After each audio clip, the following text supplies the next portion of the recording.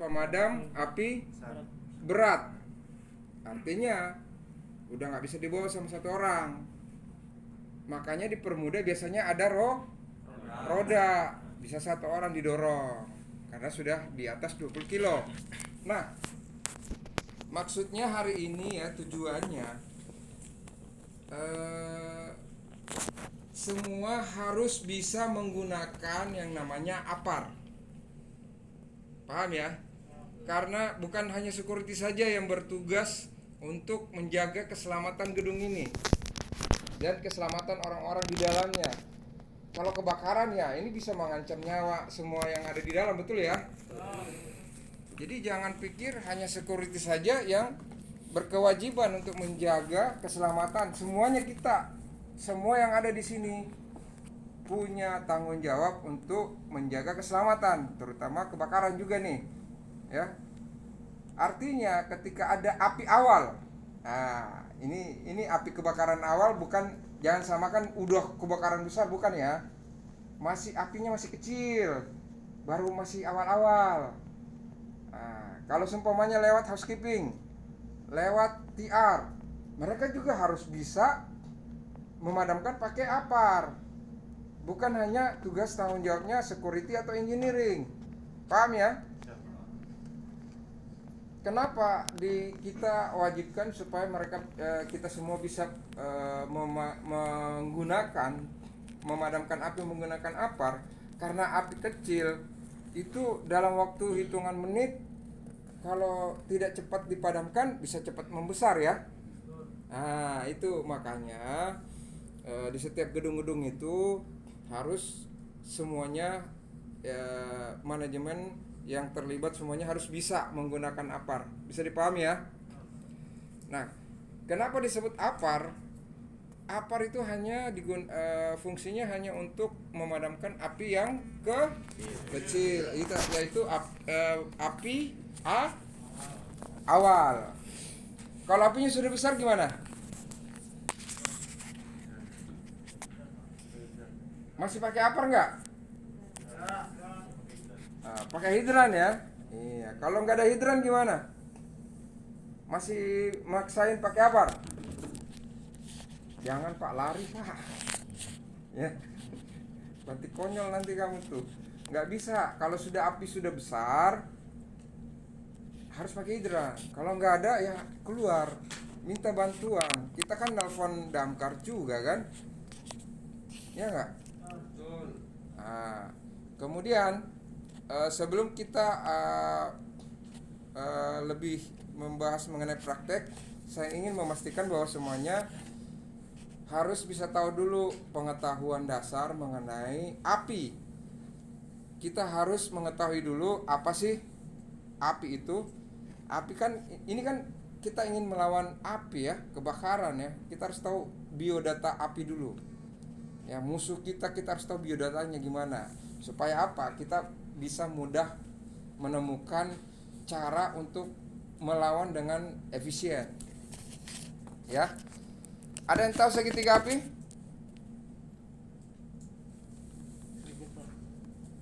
Salah satunya oksigen. Oksigen. Bahan bakar, satu lagi saya lupa. Bahan bakar, satu lagi. Air. Panas, titik panas. Panas ya. Oke. Segitiga api, diulang apa tadi? Oksigen. Jangan bilang udara ya. Udara itu medianya nih. Di dalam udara itu bisa saja gasnya bukan hanya oksigen saja. Bisa saja ada nitrogen, CO2, CO. Jadi oksigen pertama ya. Kedua, bahan bakar. Ya, api itu di dalamnya ini, segitiga api ini ada bahan bakar. Kalau tidak ada bahan bakarnya, ya apa yang kebakar kan? Betul ya? Nah, kalau Pak Levi sendiri bisa dikatakan bahan bakar enggak? Bisa apa enggak? Enggak bisa. Coba dibakar Pak. Bisa terbakar enggak? Atau mungkin Pak Levi anti api? Ya termasuk manusia juga ya. A. Kemudian terakhir panas. Ya, ketika suhunya dia suhunya itu dia walaupun ada oksigen, walaupun ada bahan bakar, kalau panasnya belum cukup ya tidak bisa kebakar juga, ya kan? Nah, biasanya kalau orang ingin memadamkan segitiga api ini, mematahkan rantai ini, kita harus biasanya oksigennya yang dimatikan, ya, atau bahan bakarnya yang dipisah. Lokalisir. Biasanya pemadam kebakaran, rumah yang ini kebakar, ini ada rumah di sini, ini ada rumah sini, yang disemprot bukan yang kebakaran. Yang tidak kebakar ini disemprot juga. Kenapa? Supaya tidak menyebar. Nah, teknik memadamkan api biasanya oksigennya yang dihabiskan, ya, yang diputus. Contoh nih, saya bakar lilin saya bakar, lilinnya nyala, ya, lilinnya saya tutup pakai gelas, apinya mati nggak? Mati. Kenapa bisa? Nggak ada oksigen, ya. Kalau oksigen itu 20 sampai 21 itu oksigennya, kadar oksigen di udara ini sangat segar. Ya. Kalau oksigennya sampai 21, wah, api itu gampang nyalanya semakin membara. Manusia juga menghirup oksigen semakin segar karena digunakan untuk pembakaran manusia juga, ya. Kalau 16% ke bawah, ya, api tidak bakalan nyala. Manusia oksigen di bawah 16% itu pasti akan lama-lama meninggal, ya.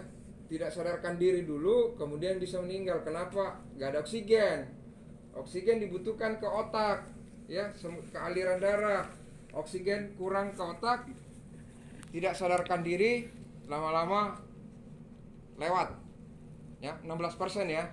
Jadi kadar oksigen itu yang bisa untuk api bisa nyala di atas 16 sampai 21%, 20 sampai 21%. Paham, ya? Kita bicara bahan bakar. Bahan bakar itu dibagi jadi 4 kelas, ya. Yang pertama klasifikasi kelas A, ya. Kebakaran bahan bakar klasifikasi kelas A. Ada yang bisa jawab? Klasifikasi kelas kebakaran A apa? Ada yang bisa jawab gak?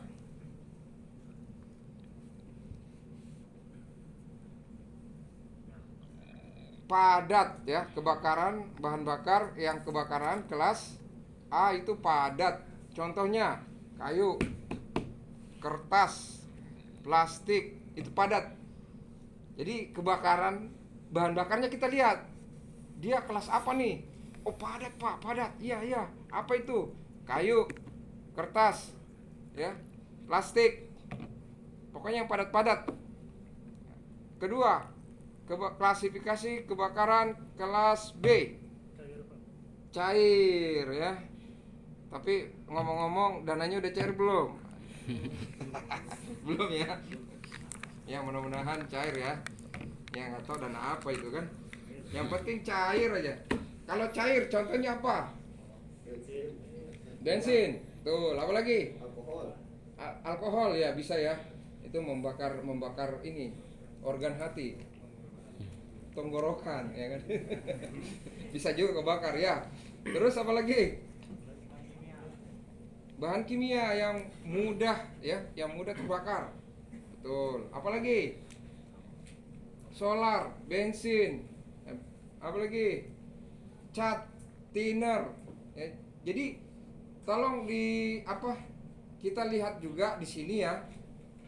Bahan-bahan bakar apa yang mudah terbakar nih? Thinner juga mudah terbakar loh. Cat juga mudah terbakar, ya. Fire management, pisahkan bahan bakar yang mudah terbakar di satu ruangan, jangan digabung sama kardus-kardus, ya nggak? Bahan makanan atau makanan bisa orang keracunan nanti. Biasanya ada orang thinner nih ditaruh di sini, ya nggak? Itu sering kejadian itu, orang thinner ya kan, nggak ada labelnya. Namanya kimia itu harus ada labelnya, harus ada cap logonya ya di depan ya, simbolnya ya. Apakah dia itu iritan atau poison atau combustible, apapun itu chemical harus ada penamaannya, pelabelannya. Nah, kalau ditaruh di sini dibilangnya orang air minum, taruh di meja, dia tinggal sebentar, orang datang dari luar panas-panasan ya, main tuh, langsung diminum. Itu banyak kejadian begitu.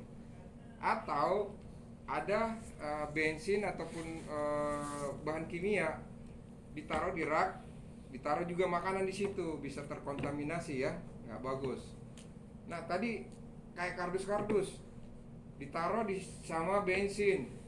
Kalau ada kebakaran sedikit, ini mengakselerasi kebakaran dengan cepat. Jadi fire manajemennya ya, manajemen kebakaran tidak boleh digabung, paham ya? Oke. Tadi klasifikasi kebakaran kelas B, cair. Kemudian ada yang C. Kalau C, kebakarannya apa nih bahan bakarnya? Gas tadi termasuk di B ya. Ya, termasuk di B, cair dan gas. Ya. Kalau yang C, listrik, betul. Contohnya kalau di gunung kita ini apa-apa yang bisa kebakaran kelas C? Panel, apalagi? Apalagi ayo? Komputer. Ya, lampu, jaringan instalasi kabel-kabelan ya kan? Server. Ya, pokoknya listrik itu kelas kebakaran C. Nah, ada yang D. Yang D ini kebakarannya yang dari metal atau besi-besi ya. Kalau kebakaran dapur ada juga, tapi kita cukup sampai yang ABCD aja dulu ya. Oke, biasanya di apar kita itu jenis-jenisnya apa saja isinya? Powder alias nah, apa lagi isinya? CO2 ya. Apa lagi? Ayo. Foam ya. Kalau spon itu ya busa ya. Apa namanya? SpongeBob. Kalau foam busa, betul. Isinya di dalam apar itu bisa juga air. Ada yang halogen, ya cuman gas halogen udah nggak bagus, udah nggak direkomendasikan ya. Bisa merusak ozon. Apalagi Pak? Isinya di dalam. Isinya ini ya. Yang paling banyak itu powder yang dipakai. Nah, yang di powder ini namanya multi-purpose dry chemical ya. Powder ya, dry powder. Maksudnya apa? ABC, tadi kita bilang kelas ABC, dia bisa memadamkan kebakaran kelas ABC. Kelas A apa? Yang kebakaran? Padat. Kalau yang kebakaran kelas B? Cair. Kebakaran kelas C? Nah, artinya apar powder yang di situ tertulis ABC artinya apa?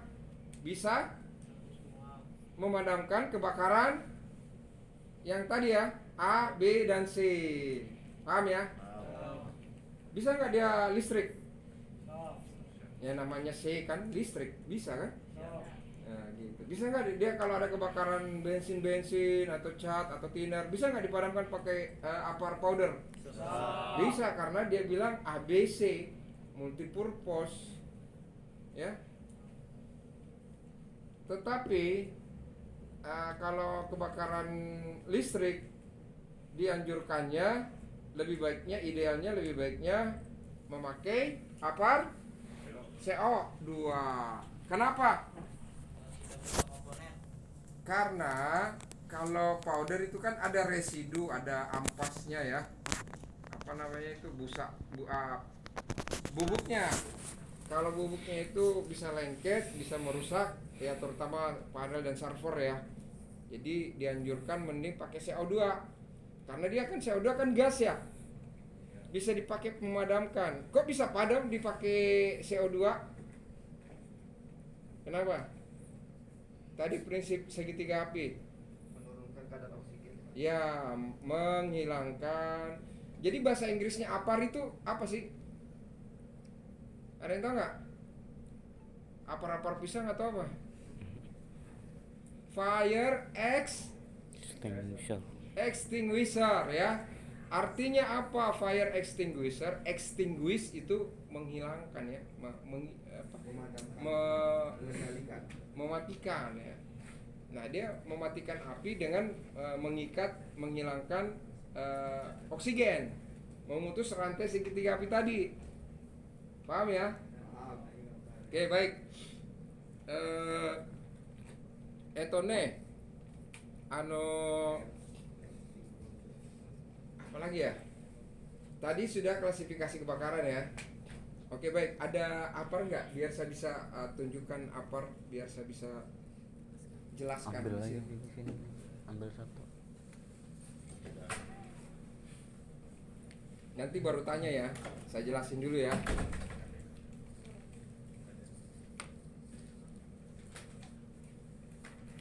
Kalau pakai karung ya sebenarnya namanya kita yang sebutan kerennya fire blanket. Blanket, selimut api. Kan ada yang khusus tuh, yang fire blanket warna putih, dia dari bahan-bahannya itu dari apa ya? Saya lupa. Itu bisa tahan api. Dia kering tapi bisa tahan api. Ya.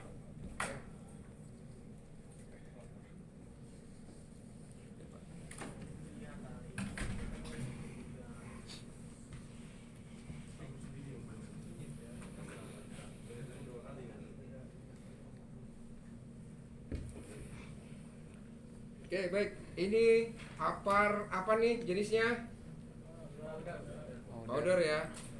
Jenis apar ada berapa macam?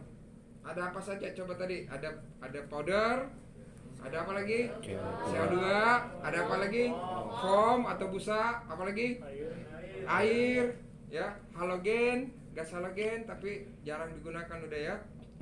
Ya, udah pada pinter-pinter ya. Oke. Saya sebutkan dulu ya. Ini namanya apa? Tabung atau silinder, botol, ya. Ini namanya apa? Handle, tuas, ya. Ini namanya apa? Kunci safety pin, ya. Ini namanya apa? Nozzle, selang, bahasa Inggrisnya hose, ya. Ini namanya apa? Hidung atau nozzle, ya, paham ya? Jadi ini hose, ini nozzle. Ini namanya apa? Indikator ya. Atau indikatornya apa? Indikator itu maksudnya supaya kita bisa baca, kita bisa tahu, ya, bisa ngukur. Dia indikator ngebaca apa? Tekanan, ya, tekanan yang artinya ini adalah indikator tekanan atau bahasa Inggrisnya pressure gauge, gauge, ya, gauge tulisannya ya. Kemudian cara megangnya seperti ini yang benar atau seperti ini? Pertama Pak. Hah? Yang seperti ini atau seperti ini? Hah? Yang bener yang kayak gini Bu ya? Bener nih. Punya satu di rumah katanya. Itu bukan apar ya. Itu ampar pisang itu yang begitu ya. Nah, pressure gauge kalau yang warna merah kiri artinya menandakan apa? Tidak ada tekanan. Kenapa? Tekanan rendah. Yang sebelah mana, Pak? Habis. Apanya yang habis? Sebelah kiri kanan. Sebelah kiri. Tekanan rendah. Ya, jadi tekanannya yang habis atau rendah, bukan isinya. Isinya mah powdernya tetap segitu. Artinya ini botol silinder ada isinya, agentnya namanya powder, chemical powder. Kemudian diinjek, disuntik dengan tekanan. Sehingga ketika kita tekan yang ini, ya, tekanannya keluar, ikut juga powdernya. Cara kerjanya seperti itu, paham ya? Paham. Oke. Nah, kalau yang hijau artinya tekanannya Normal. pas, ya, pas tekanannya. Karena kalau dia tekanannya rendah, nggak bisa keluar. Kalau tekanannya ke kanannya merah, itu artinya tinggi, bahaya juga. Karena biasanya kalau necknya ini, lehernya ini bermasalah atau ini kita pencet tekanan tinggi, ini bisa mental nih, ya. Nah, jadi pasnya itu di hijau, paham ya? Refill ini harus di refill ya. Ada ditulis ya, di refillnya kapan? Ya biasanya setahun sampai 2 tahun ya. Kemudian tabungnya ini juga harus dipastikan kuat. Sebenarnya ini per 5 tahun ya, harus diuji lagi, ditarik dulu dari peredaran oleh badan terkait ya. Kemudian dites, oke, masih layak atau nggak bagus, tarik. Kalau masih layak, pakai lagi, jual lagi gitu. Nah, karena ini shortbook, sering-sering aja kalau ngecek dikocokin supaya apa, nggak membeku, nggak menggumpal ya. Oke. Ada pertanyaan sampai di sini? Nanti kita akan praktekkan dan mungkin akan ada informasi lebih lanjut lagi mengenai apar ya. Ini dia nahan. Kalau megangnya di sini, kalau di sini ini bisa kepencet keluar sendiri. Kadang kaget orangnya. Kalau ini udah kebuka nih, ini bisa kepencet kalau begini. Nah, cara bawa apar ada 3. Bisa seperti ini, ya, seperti ya. Bisa dijinjing, bisa dipikul. Yang mana sih pikul apa jinjing sih? Kalau begini jinjing kali ya. Pikul di sini ya. Nah, kalau dipikul ini seperti ini, ya. Pegang gini, pundak kiri, tangan kiri. Ya. Saya kadang-kadang kidal, kadang-kadang kanan juga bisa kadal. Nih, ya. Terserah. Yang penting caranya pundaknya harus sama dengan tangannya. Jangan seperti ini ya. Oke. Ini yang kedua. Tadi kan begini ya, sama gini. Kemudian kalau jinjing, jangan seperti ini Pak. Dia kalau lari goyang-goyang nih. Lebih baik dibalik, pegang begini, ya. Nah, nggak goyang-goyang nih, lebih stabil. Paham ya? Oke. Cara penggunaannya bagaimana? Ada dengan menggunakan metode PASS. Apa itu PASS?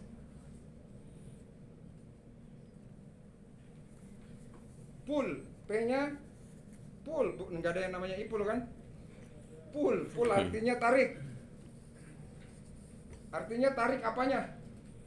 Pengait. Pin. Ditarik, ya. Setelah ditarik, nah cara nariknya ini kalau umpamanya biasanya kan ada yang warna, ada yang plastik, itu cukup diputar aja begini. Jangan tarik begini langsung, susah. Biasanya kan ada yang diikatnya pakai plastik tuh, putar dulu aja. Kalau dia ikatnya pakai ini, diputar sambil ditarik, ya. Kadang-kadang itu susah banget, nariknya aja susah ya. Sebenarnya tekniknya harus sambil ada putarannya juga. Oke. Kalau sudah ini kebuka, artinya ini tuasnya udah bisa ditekan nih, udah bisa disatukan. Tapi sebelum disatukan, kita pegang kayak tadi ya. Ini yang benar ya. Samping, ya. Atau juga yang kiri atau kanan terserah dah, ya. Seperti ini, diarahkan. P A M. M itu apa?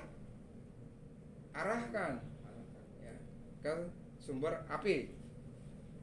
Ya, kemudian S-nya squeeze. Squeeze itu remas atau pencet. Ya. Squeeze-nya begini, bukan begini ya. Begini. Nah. Squeeze. Setelah di squeeze, pencet terus, dia akan keluar. S terakhir sweep atau di sapu. Nah, gitu ya. Nanti prakteknya kita akan menggunakan apar dengan metode PASS. Ya, bisa ya? Udah paham ya? Oke, berdiri semua dulu deh. Berdiri semua dulu, berdiri.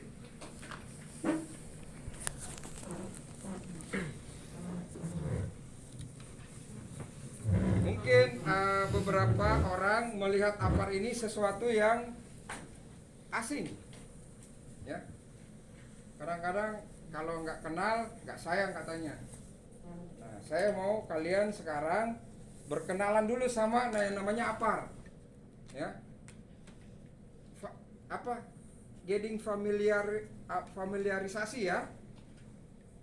Ya, jadi nanti dari sini pegang begini ya, dipeluk-peluk ya, digendong-gendong. Nah, kalau sudah ada koneksi ya, ada getaran jiwa, bisa dicium juga nggak apa-apa. Ya, silakan.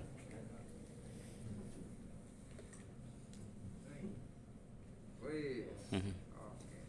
Digendong-gendong aja nggak apa-apa. Ini bukan sesuatu yang menakutkan ya. Jadi jangan takut-takut. Nah, itu hanya oke, sip. Yes. Oke.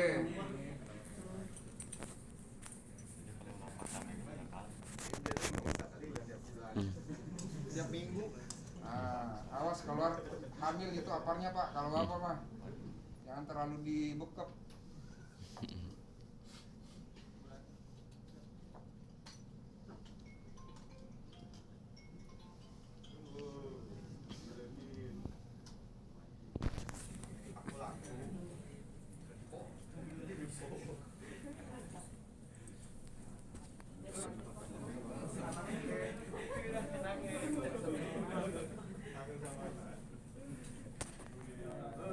AFF itu piala.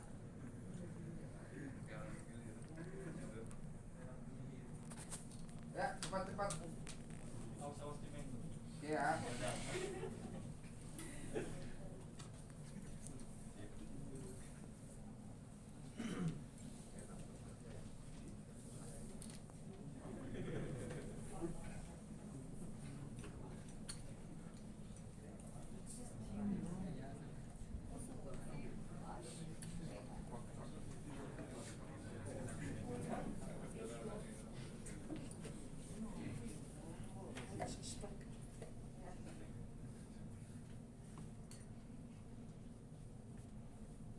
Oke baik, sampai di Boleh, silakan duduk ya.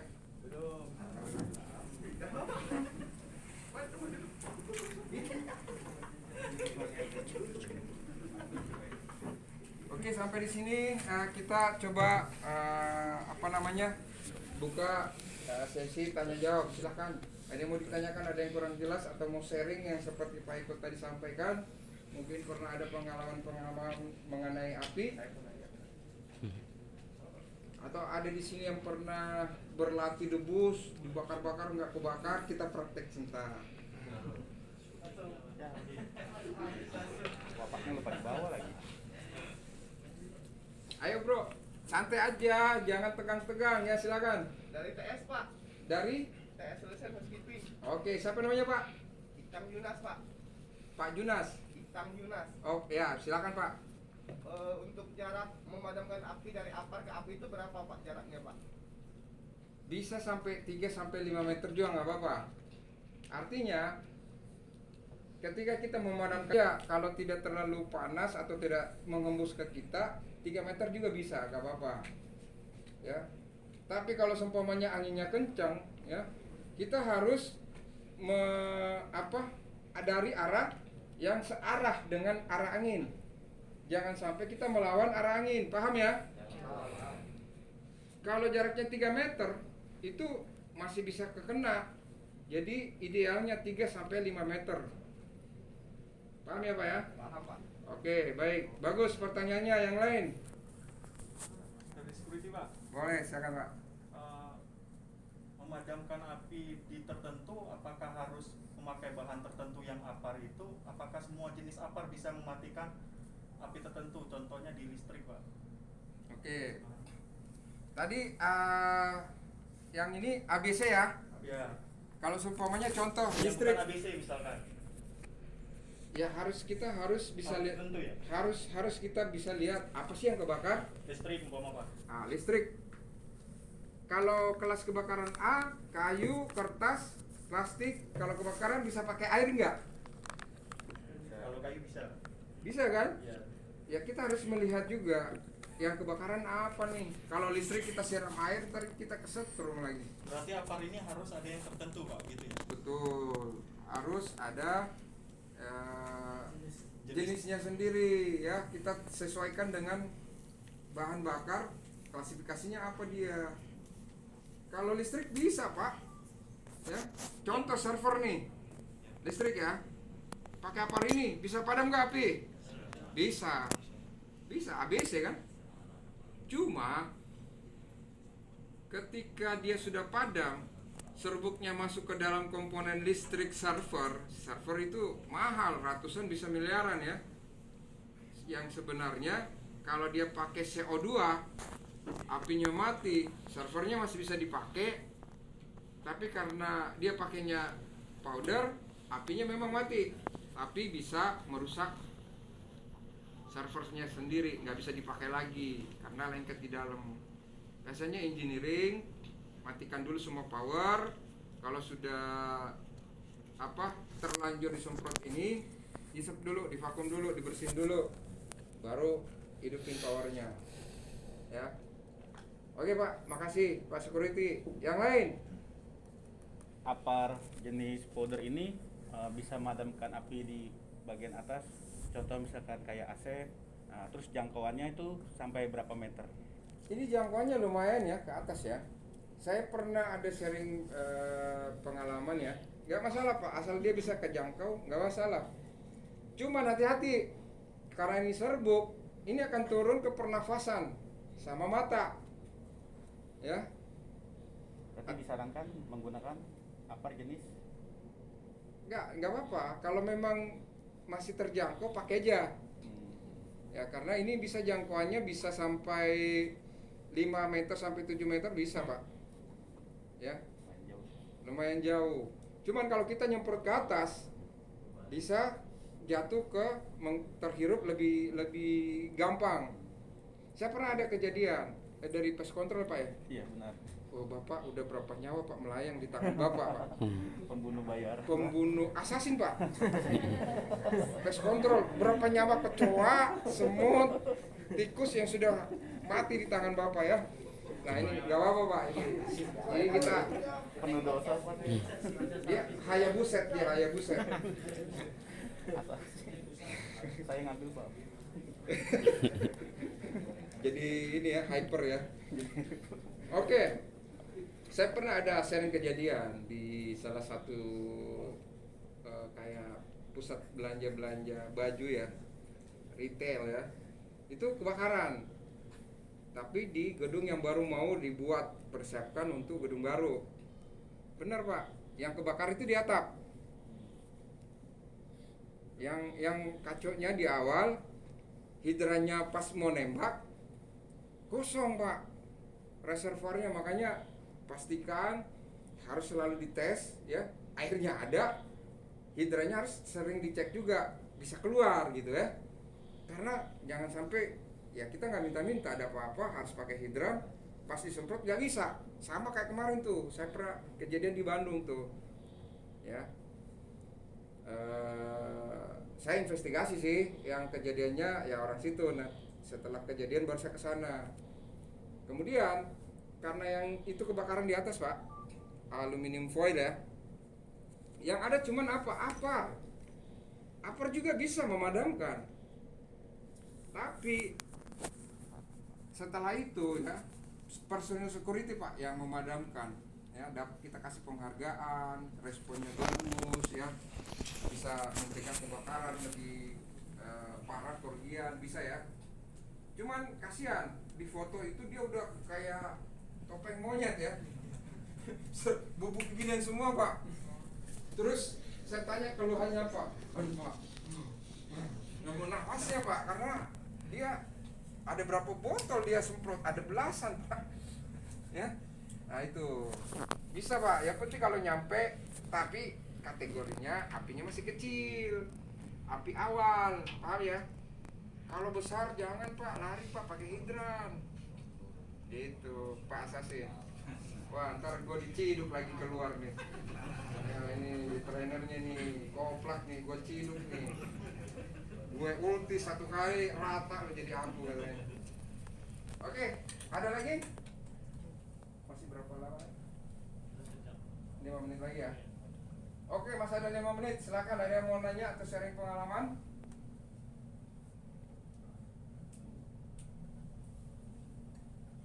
Gak apa-apa, ayo tanya aja.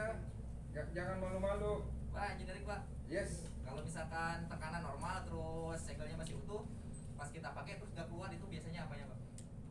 Waduh, Anda belum beruntung berarti Pak. Nah, Anda berarti sial banget, Pak. Hidup lo jadi sial banget ya berarti. Orang tekanannya normal kan? tekanan normal misalkan, Iya. tapi nggak keluar. Artinya Kurang kocokan. artinya gini Pak, ya itu tadi bisa jadi powdernya sudah menggumpal. Gini, suhu mempengaruhi. Nah, kamu kalau dijemur di sana berpengaruh nggak sama emosional kamu kan? Capek, marah ya, gerah gitu ya. Sama kayak ini juga Pak. Kalau dia terpapar, terexposure ya kan, sama panas ya, ini pasti tekanannya naik nih di dalam, ya kan? Kalau ini kena dingin, ya AC mulu bro. Ini pasti kalau dingin banget, ini juga akan menggumpal. Ya. Tekanannya normal, dipencet ya harusnya keluar. Ya, powdernya udah hampir expire, ya belum expire tapi hampir expire. Kemudian dingin, udah menggumpal ya nggak keluar juga. Gitu. Bisa jadi Pak, atau mungkin indikatornya yang rusak. Wah nggak benar lo, menyesatkan lo, aliran sesat kan indikatornya, kan gitu bisa jadi. Tapi jarang-jarang kejadian sih kalau indikatornya rusak gitu. Kebanyakan yang isinya memang sudah powdernya itu sudah menggumpal. Oke, bagus pertanyaannya Pak Engineering. Bapak ini pertanyaannya agak out of the box ya. Mungkin Bapak sering berkecimpung di dunia supernatural Pak. Apakah pernah ada kejadian-kejadian aneh? Mungkin ya, yang normal-normal tapi kok nggak normal gitu kan?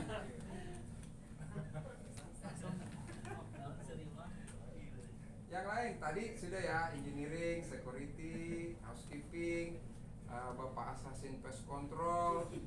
mungkin dari ibu-ibu juga mungkin ada pertanyaan ya dari TR. Tanya udah ya juga tadi ya. Yang paling cantik di sini ibu-ibu, silakan ada pertanyaan. Oke. Di rumah ada kan tadi kan? Ada nggak? Wah luar biasa Bu, itu memang baru sakti banget tuh. Ya memang kalau gua bisa kita juga punya sapi di rumah. Gitu. Di rumah bahaya juga. Jadi penyebab kebakaran ya. Kalau di berita kebakaran di gedung ini gitu ya, disebabkan karena short circuit korslet ya, arus pendek. Salah itu, nggak ada itu arus pendek bisa bikin kebakaran, kecuali kalau rumahnya nggak ada sekringnya ya. Betul ya Pak ya?